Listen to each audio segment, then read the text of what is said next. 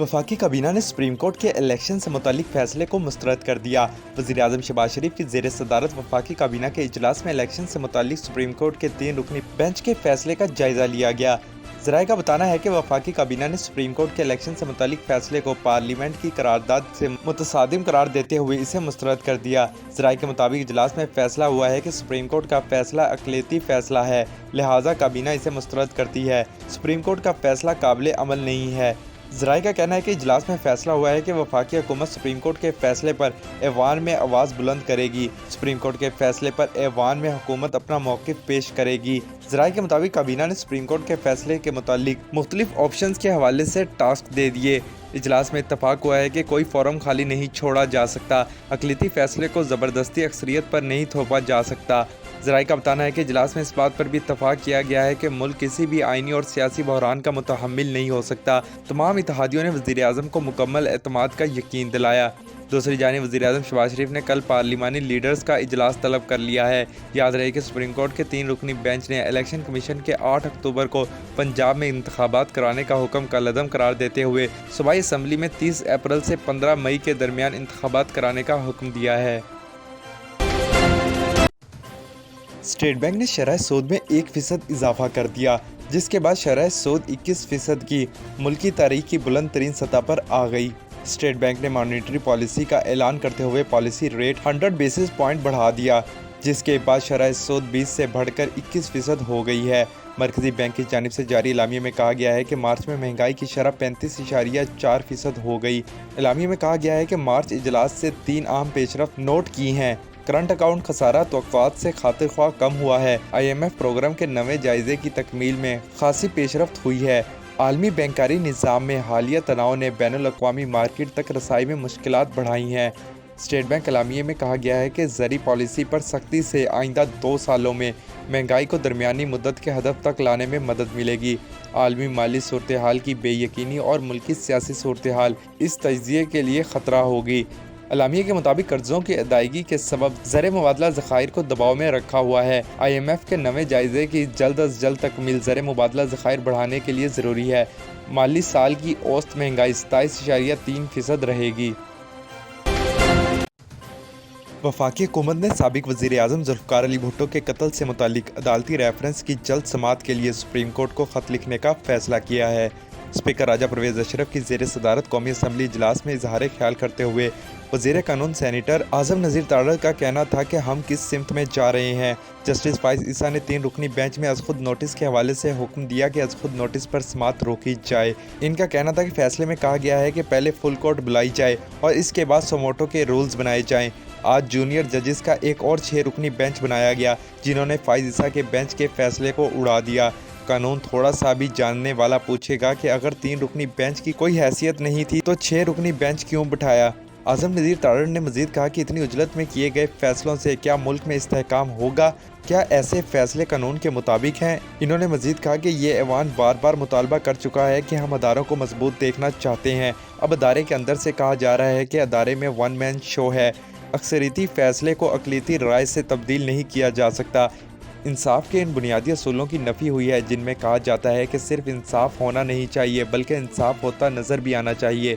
Senator आज़म नज़ीर तारड़ का कहना था कि आज 4 अप्रैल है और ज़ुल्फ़िकार अली भुट्टो के अदालती कत्ल का एक रेफरेंस 12 साल से सुप्रीम कोर्ट में ज़ेर समाअत है। काबीना ने फैसला किया है कि हुकूमत इस रेफरेंस की जल्द समाअत के लिए सुप्रीम कोर्ट को ख़त लिखेगी। शायद इसी बहाने हमारी सारी सुप्रीम कोर्ट इकट्ठी बैठकर आइनी और कानूनी गलतियों को दुरुस्त करे।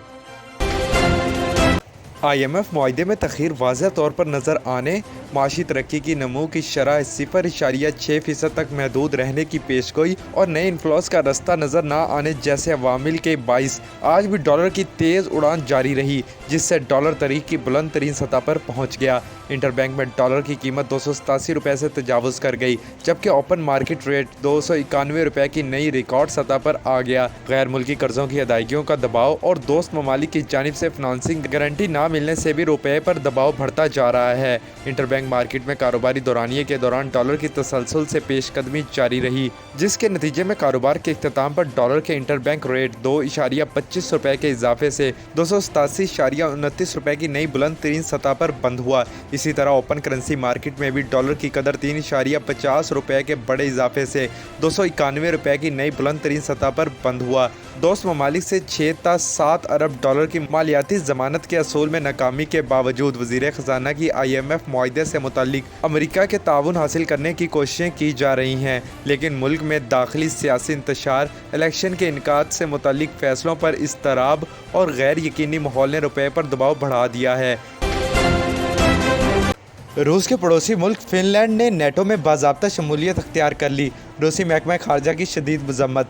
फिनलैंड की शमूलियत से नेटो इत्तेहादी ममालिक की तादाद 31 हो गई, जबकि शुमाल मशरिक में रूस से मुलाहिका 1300 किलोमीटर से ज़ायद इलाका मगरबी फौजी इत्तेहाद के दायरा इख्तियार में आ गया है। फिनलैंड के नेटो में बाज़ाब्ता शमूलियत के बाद नेटो हेडक्वार्टर्स के बाहर फिनलैंड का परचम लहराने की तकरीब मुनक्किद की गई, जिसमें अमेरिकी वज़ीर ख़ारजा एंटोनी ब्लिंकन समेत दीगर रुकन ममालिक के वज़राए ख़ारजा ने शिरकत की। फिनलैंड के नेटो में बाज़ाब्ता शमूलियत के हवाले से अपने एक बयान में फिनलैंड के सदर ने इसे अपने मुल्क से तारीखी मिलिट्री नॉन अलाइनमेंट के दौर का खात्मा करार देते हुए कहा है कि हर मुल्क अपनी सिक्योरिटी को हर मुमकिना हद तक यकीनी बनाने की कोशिश करता है और फिनलैंड ने भी यही किया। नेटो में शमूलियत से हमारी बैनुल-अक़वामी पोजीशन मजबूत हुई है। दूसरी जानिब फिनलैंड की नेटो इत्तेहाद में बाज़ाब्ता शमूलियत की शदीद मजम्मत करते हुए रूसी महकमा खारजा ने कहा है कि नेटो इत्तेहाद में शामिल होकर फिनलैंड ने खुद को बैनुल-अक़वामी तौर पर एक मुनफरिद पहचान देने वाली आज़ादी का खात्मा कर दिया है। बयान में मजीद कहा गया है कि अब फिनलैंड नेटो का एक छोटा सा रुकन बन गया है, जिसके पास नेटो के किसी फैसले पर असरअंदाज होने की मामूली ताकत भी नहीं होगी। रूसी महकमा खारजा का कहना था कि नेटो में शामिल होकर फिनलैंड ने अपने बैनुल-अक़वामी ताल्लुकात की सारी सलाहियत गंवा दी है। इससे कबल रूस ने खबरदार किया था कि फिनलैंड की नेटो इत्तेहाद में शमूलियत के फैसले से रूस की मुल्की सालमियत पर कोई आंच आई तो इसका भरपूर जवाब दिया जाएगा। डोनाल्ड ट्रंप पहले साबिक अमेरिकी सदर हैं जिन्हें मुजरिमाना इल्ज़ामात में गिरफ्तार किया गया है। इन्हें मैनहट्टन कोर्ट हाउस में मुजरिमाना इल्ज़ामात के तहत पेश किया जा रहा है, जिसका ताल्लुक बालिग फिल्म स्टार स्टॉर्मी डैनियल्स को खामोश रहने के लिए रकम की मुबैना अदायगी के मुकदमे में मुख्तलिफ इल्ज़ामात का सामना है। अदालत जाते हुए डोनाल्ड ट्रंप मुसलसल सोशल मीडिया पर अपडेट शेयर करते रहे।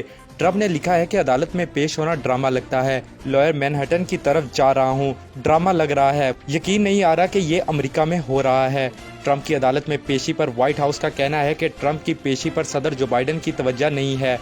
अदालती कार्रवाई से सदर ट्रंप के अगले साल अमेरिकी सदारती इलेक्शन में हिस्सा लेने की मुहिम भी मुतासिर हो सकती है। आलमी खबरसा अदारे के मुताबिक गुज़िश्ता हफ्ते न्यूयॉर्क की ग्रैंड जूरी ने साबिक सदर के खिलाफ तहकीकात के बाद इन पर फर्द जुर्म आयद करने के हक में वोट दिया था। अमरीकी तारीख में किसी भी मौजूदा या साबिक सदर के खिलाफ ये पहली मुजरिमाना कार्रवाई है। न्यूयॉर्क में बर्फानी तूफान, मुजस्मा आजादी यखबस्ता हवाओं का तन्हा सामना करने पर मजबूर, सयाह साथ छोड़ गए।